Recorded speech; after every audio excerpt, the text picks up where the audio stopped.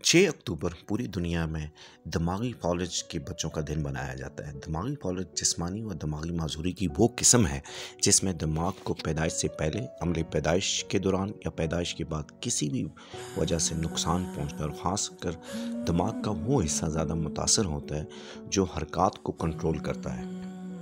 दिमागी फॉलिज वाले बच्चे जो होते हैं इनके जिस्म के पट्ठों में गैर मामूली तनाव होता है और इससे अक्सर इनका जिस्म गैर मामूली हालत में नज़र आते हैं। चंद सीपी बच्चे ऐसे होते हैं जो सहारे के बगैर खड़े नहीं हो सकते और इनके लिए खुसूसी कुर्सियाँ और खुसूसी लर्निंग टूल्स बनाए जाते हैं।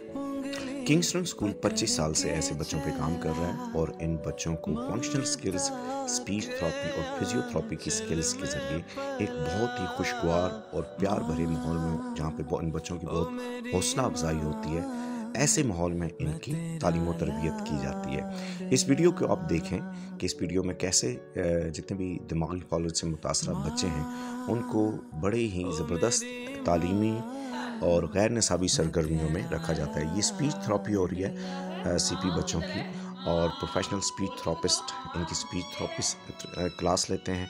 ये इन बच्चों की क्लासेस हैं।